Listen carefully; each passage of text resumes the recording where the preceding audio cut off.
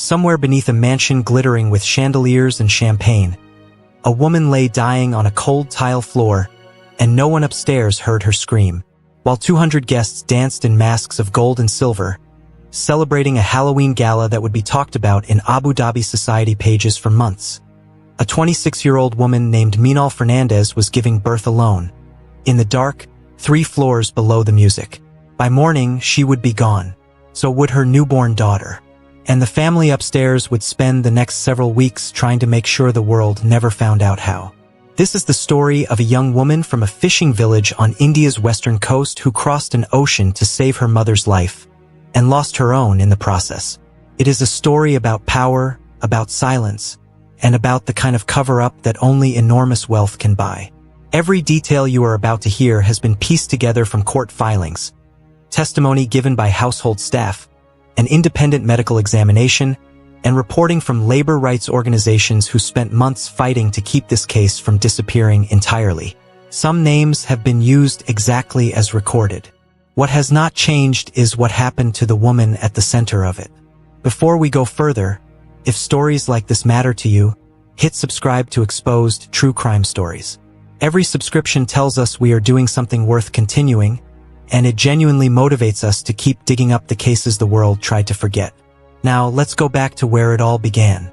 Minal Fernandez was born in a small fishing town along the coast of Goa, India, the second of 4 children in a family that measured its wealth in nets, not currency.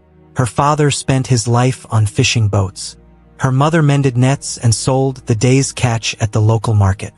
It was a hard life, but a warm one, filled with the sound of the sea and the smell of salt in the morning air. Minal was the family's hope. She was sharp, disciplined, and endlessly curious, the kind of student teachers remembered by name years later. In 2018, she enrolled in a nursing program in Mumbai, dreaming of a white coat, a stethoscope, and a future far bigger than the one fishing nets could offer her family. Her 3 siblings all remembered the same thing about her growing up. She never stopped asking questions. Why the tide pulled the way it did. Why some fevers passed in a day and others did not. Neighbors used to joke that the fishing village had produced a future doctor by accident, simply because Minal refused to accept an answer she did not understand. Then her mother collapsed. The diagnosis was chronic kidney disease, and it changed everything overnight. Dialysis 3 times a week.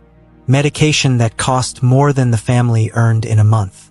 A transplant that felt, financially, like a fantasy. Minal made a decision that so many young women in her position have made before her. She left nursing school. She would work abroad, save aggressively, and return once her mother was stable. 3 years, she promised her father. Just 3 years. In early 2021, at the age of 24, Minal boarded a flight to the United Arab Emirates to begin work as a domestic helper. A job that paid nearly triple what she could earn at home, and one that would eventually place her inside one of the most powerful households in the capital. She had no idea it would cost her everything. Abu Dhabi is a city built on ambition, its skyline rising out of desert sand into glass towers and marble promenades along the Corniche. It is a place of extraordinary wealth existing quietly alongside an invisible workforce of migrant laborers who clean the homes, raise the children, and cook the meals of the elite. Minal spent her first year in the city working for a mid-level trading family before being recommended, through an agency, to the household of the Al Suwaidi family, one of Abu Dhabi's most prominent and diplomatically connected dynasties. The Al Suwaidi mansion sat on a private stretch of land just outside the city center, a sprawling estate staffed by more than 30 employees pulled from across South Asia, East Africa, and Southeast Asia. For a domestic worker, being hired into a household like this one was considered a stroke of fortune. The pay was excellent. The family, by the standards of the industry, was not unkind. Minal quickly became known among the staff for her warmth and her work ethic. She sent almost every dirham she earned home to Goa. Her mother's dialysis continued. A transplant, once a distant hope, started to feel achievable. Life inside the estate followed an unspoken hierarchy. Senior staff who had served the family for decades occupied a kind of quiet authority over newer arrivals. Younger workers like Minal were expected to be seen rarely and heard even less, particularly around the family's inner circle. She adapted quickly, as most domestic workers learn to, understanding within weeks which rooms she could enter freely and which corridors were reserved exclusively for the family. For nearly a year, this arrangement worked exactly as it was supposed to. It was within these walls, surrounded by wealth she could never touch and rules she was never meant to break, that Minal first crossed paths with Khalid al-Suwaidi, the family's 32-year-old nephew. He was Cambridge-educated, sharp-tongued, and being carefully positioned by his family for a strategic marriage into a prominent Bahraini business dynasty. He was also, by every account later gathered by investigators, a man used to getting exactly what he wanted. In households like the al-Suwaidi estate, the boundaries between family members and domestic staff are not suggestions. They are law enforced through generations of tradition and, more practically, through the constant threat of dismissal. Male relatives were simply not meant to speak with female staff beyond brief, necessary instruction. Everyone in the house understood this. Everyone, it seemed, except Khalid. It began, according to two former staff members who later spoke to investigators, with small conversations near the kitchen, then longer ones, then messages sent through a phone Khalid had quietly given her, a phone none of the other household staff knew existed. By the middle of that year, what had started as a series of stolen conversations had become something far more serious. Khalid began speaking to Minal about a future together, about a religious marriage ceremony that would make things, in his words, official between them. He gave her small gifts, careful never to raise suspicion among the other staff. He told her, according to messages later reviewed by investigators, that his family would eventually come to accept her once they saw how serious he was. He spoke about buying her mother's dialysis treatment outright, about flying her family to Abu Dhabi one day. For a young woman living far from home, carrying the full financial weight of her family on her shoulders, these were not small promises. They were the exact shape of everything she had been hoping for. Former staff members later told investigators they suspected something was happening between the two, but none felt safe enough in their positions to say anything aloud. Minal, thousands of miles from home, isolated from her family, and raised in a devout Christian household that placed enormous weight on marriage and commitment, appears to have genuinely believed him. In September of that year, the two participated in a private, religiously performed marriage ceremony, one that held emotional and spiritual meaning for Minal but carried no legal standing whatsoever under UAE law. It was witnessed by no more than a handful of people. It was never registered anywhere. Weeks later, Minal discovered she was pregnant. She believed, investigators would later conclude, that this was the beginning of a new chapter. In reality, it was the beginning of the end. The truth came out not through confession, but through surveillance. The al-Suwaidi family maintained an extensive private security operation, monitoring financial transactions, communications, and household activity as a matter of routine protection.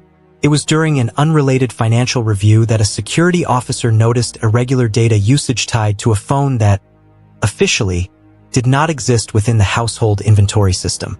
Within days, the family knew everything. Their reaction was not primarily about the affair itself, according to people close to the family who later spoke anonymously to journalists. It was about the ceremony. A religious marriage, however informal, meant that in the eyes of tradition and faith, Minal was no longer simply an employee who had overstepped a boundary. She was technically family, and family business does not leave the house. According to two people familiar with the family's internal discussions at the time, it was Khalid's uncle, the household patriarch, who made the final decisions in the days that followed. His priority was never framed around what had happened to Minal. It was framed entirely around containment, protecting the Bahraini engagement, protecting the family name, and ensuring that nothing about the situation ever reached the wrong ears in either Abu Dhabi or Manama. Khalid was stripped of access to his accounts, had his passport confiscated by his own relatives, and within a week was placed on a flight to London, ostensibly for business, in reality to remove him from the situation entirely and protect the Bahraini engagement that had taken years to arrange. Minal received a different kind of punishment. She was told she was being moved to a private room for her health and the health of her pregnancy. In reality, she was relocated to a windowless basement chamber in a rarely used wing of the mansion. Her phone was taken. Her passport, already held by the family as is disturbingly common practice in the region, remained locked away. Her wedding ring was removed from her hand. For the next 5 weeks, Minal Fernandez lived in what can only be described as detention, inside a house employing 30 people, none of whom were permitted to speak to her, all of whom knew, in some form, that something was deeply wrong. Investigators who later reconstructed this period relied heavily on the testimony of household staff, fragments of security footage that survived the family's attempts at deletion, and a small handwritten notebook found among Minal's belongings. She was fed. She was given basic medical checkups by a private physician on staff, who later claimed under oath that he believed the isolation was voluntary and requested by Minal herself, a claim multiple staff members would later dispute. What she did not have was freedom. She did not have her phone, and therefore had no way to contact her family in Goa. She did not have her passport, meaning she could not have left the country even if she had somehow escaped the estate. 2 guards, according to later testimony, were instructed to ensure she did not leave the wing without explicit permission. In her notebook, in Konkani mixed with English, she wrote letters to her mother that she would never get to send. She wrote about the baby. She wrote, more than once, about hope, that once the child was born, the family would soften, that Khalid would return, that things would somehow be made right. There is a particular kind of cruelty in hope that has no chance of being rewarded, and reading her words now, knowing what came next, is one of the harder parts of researching this case. The room itself, investigators later documented, had a bed, a small bathroom, and a single emergency call button mounted on the wall, standard in staff quarters throughout the estate for medical emergencies. It had no window. It had no clock. Minal later told a member of the kitchen staff, in one of the few brief exchanges she managed during those weeks, that she had lost track of what day it was. Her family in Goa, meanwhile, grew increasingly worried. Her mother later told journalists that calls had stopped coming entirely by the 2nd week of the isolation, replaced by a single message sent from an unfamiliar number claiming Minal was simply busy with additional household duties and would call again soon. That call never came. By late October, Minal was due to give birth any day. The Al-Suwaidi family, meanwhile, was finalizing preparations for the most extravagant event of their social calendar. An annual Halloween masquerade gala, drawing diplomats, business leaders, and members of prominent Gulf families from across the region. On the night of October 31st, the Al-Suwaidi estate transformed into something out of a fever dream. Guests arrived in elaborate masks and custom gowns. A live orchestra played beneath crystal chandeliers. Champagne towers rose in the ballroom. Photographers from regional lifestyle magazines documented every corner of the celebration for the following month's society pages. Valets in white gloves parked a line of luxury cars that stretched down the private drive. Inside, diplomats exchanged pleasantries beneath gold and silver masks, unaware, as far as investigators could determine, that anything was wrong anywhere in the house they were standing in. The music from the ballroom, according to staff testimony, could be faintly heard in the basement corridor. 3 floors below all of it, Minal Fernandez went into labor, alone. There was no midwife. There was no doctor. There was no one who came when, according to the limited security footage investigators later recovered, she began pounding weakly on the door of her room sometime after midnight. She gave birth alone on the floor of that basement room. Her daughter lived only a matter of minutes. Minal did not survive much longer. The cause of death, according to the independent medical examination conducted months later, was postpartum hemorrhage, severe bleeding following childbirth that, with basic medical intervention, is almost entirely survivable. There was an emergency call button mounted near the door of her room. Investigators determined she never reached it.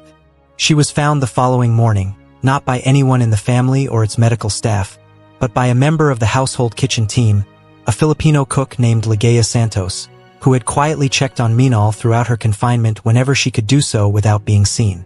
Beside Minal's body, written faintly in blood on the tile floor, was a single word, Dia, the name she had chosen for her daughter. Within hours of the discovery, before local authorities were ever formally notified, the Al-Suwaidi family activated what can only be described as a private crisis management response, the kind typically reserved for corporate scandals, not human deaths. Security footage from the relevant hallways and rooms was wiped from the internal server. A private physician, already compromised by his earlier claims, was brought in ahead of any police or public medical examiner. Staff members were individually approached and, according to several who later testified, offered significant cash payments in exchange for signing statements affirming a specific version of events. That Meenal had concealed her pregnancy from the household entirely, refused all offers of medical care, and died as a result of decisions made entirely on her own. It was a version of events that conveniently erased any mention of the ceremony, the confiscated documents, the guards, or the basement room. A local funeral service was quietly contacted before any external medical examiner had even reviewed the bodies. A detail investigators later flagged as one of the clearest signs that the family intended to close the matter as quickly and quietly as possible. 2 junior staff members who initially refused to sign the prepared statements were dismissed from their positions within 48 hours and had their remaining wages withheld, according to labor complaints filed months later. Ligaya Santos, however, had spent years watching how households like this one operated, and she did not trust the family's account for a single moment. In the hours before the story could be fully controlled, she secretly photographed the room, preserved messages Meenal had shown her in confidence weeks earlier, and reached out to a Filipino community organization with contacts among Indian and Filipino labor rights advocates operating in the UAE. It was through this quiet act of courage, a woman risking her own employment and possibly her safety, that the truth began to leak out before the family's narrative could fully take hold. What followed was months of quiet, complicated pressure. Labor rights organizations in India and the Philippines raised the case with their respective embassies. Journalists began asking questions the family had not anticipated having to answer. An expanded, independent investigation eventually contradicted nearly every detail of the household's original account, confirming the existence of the religious ceremony, the confiscated passport, the isolation, and the failure to provide emergency medical care during labor. And yet, when the investigation concluded, no criminal charges were filed against Khalid al-Suwaidi, against any member of his family, or against the physician who had overseen Meenal's isolation. Legal experts who reviewed the case pointed to the country's sponsorship-based employment system, which ties a migrant worker's legal residency directly to their employer, as a key reason the case never resulted in prosecution. Under this system, a worker's ability to remain in the country, to change jobs, or even to leave depends almost entirely on the goodwill of the very employer accused of wrongdoing, a structural imbalance that made it extraordinarily difficult for investigators to build the kind of case that could stand up in court against a family with the al-Suwaidi name and resources behind it. Instead, in a resolution that has become painfully familiar in cases involving powerful families and vulnerable migrant workers, the al-Suwaidi and related family interests reached a private settlement with Meenal's family, reportedly totaling close to $350,000. Khalid's engagement to his Bahraini fiancée proceeded without public disruption. His career in finance continued largely uninterrupted. To this day, he has never publicly acknowledged the ceremony, the child, or Meenal Fernandez by name. It is worth pausing here to say plainly what this case represents. Meenal was not an isolated victim of one cruel family. She was one face among millions of migrant domestic workers across the Gulf region, largely women from India, the Philippines, Sri Lanka, Nepal, and Indonesia, operating under employment systems that routinely allow employers to confiscate passports, restrict movement, and control nearly every aspect of a worker's life, often with minimal legal recourse when something goes wrong. Her story became, in the months that followed, a rallying point for renewed calls to reform these systems, cited in reports by labor rights organizations and referenced in diplomatic discussions between India and the UAE regarding stronger protections for domestic workers. Back in Goa, Meenal's mother used the settlement money to complete the kidney transplant her daughter had sacrificed everything to fund. It is difficult to sit with that fact for very long without feeling the full weight of the irony, the treatment finally arriving only because of the death of the person who fought hardest to make it possible. With a portion of the remaining funds, the family established a small scholarship program for young women in their coastal town, intended to support those pursuing nursing and healthcare education, the very path Meenal had once dreamed of walking herself. Meenal Fernandez and her daughter, Dia, were eventually returned to India, where they received a proper funeral attended by much of their hometown, a community that had watched Minal leave years earlier full of hope and determination. Ligaya Santos, the cook whose quiet courage exposed the truth, eventually left the Al-Suwaidi household and now works with a labor advocacy group supporting domestic workers across the Gulf, drawing directly on what she witnessed inside that mansion. Minal's father, in one of the only interviews the family ever gave, said something that has stayed with the journalists who covered this case. He said his daughter had spent her entire life trying to save someone. First her mother. Then, in her final hours, she had tried to save her daughter too, fighting to hold on long enough for help that never came. There was no courtroom verdict in this case. No prison sentence. No public admission of guilt from the people who held the power to prevent what happened. What there is, instead, is a name, written in blood on a basement floor by a young woman who had almost nothing left except the will to make sure her daughter was not forgotten. If this story moved you, or angered you, or simply made you think differently about the invisible workers behind the walls of extraordinary wealth, we would ask you to do one small thing. Subscribe to Exposed True Crime Stories. It costs nothing, but it tells us that these stories matter, and it gives us the motivation to keep uncovering the cases that powerful people would prefer stayed buried. Thank you for watching, and we will see you in the next story.